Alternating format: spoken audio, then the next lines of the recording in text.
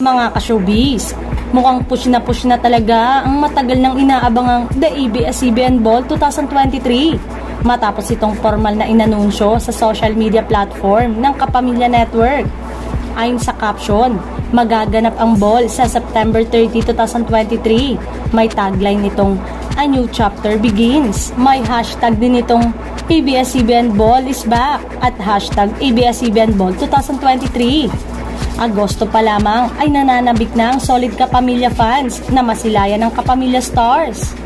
Say nila, sana raw lahat ng mga artista dati at kasalukuyang artist ng ABS-CBN ay makita nila, pati na ang mga nagsilipatan sa ibang network. Total naman daw ay tapos na ang network war.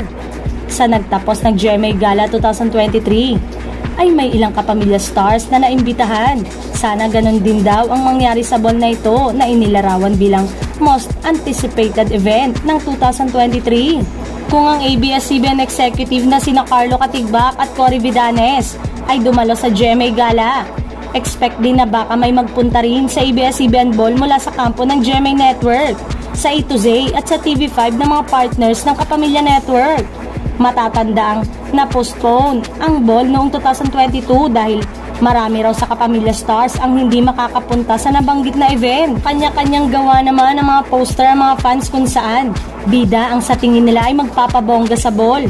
Tulad ni na Catherine Bernardo, Daniel Padilla, Donnie Pangilinan at Bel Mariano. At bukod sa mga nabanggit sa itaas, hiling ng mga fans na sana ay dumalo sa ball ang mga idolo nilang sila Angel Locsin, Erich Gonzalez, Judy Ann Santos at Julia Montes. At syempre, ang dami ring excited kung sino sa mga Kapuso Stars ang may invite at dadalo. Kahit naman noon, may mga Kapuso na umattend sa ball ng DOS, lalo na yung mga love team ng Kapamilya Stars. At bilang pasasalamat ng ABS-CBN sa mga stars na nananatiling loyal sa kabila ng mga pinagdadaanan ng kanilang network, inaasahan na ang mas maraming pagsasama-sama ng mga sikat na artista na manggagaling sa iba't ibang network kagaya ng TV5 at GMA Network dahil sa partnership na nabuo nito.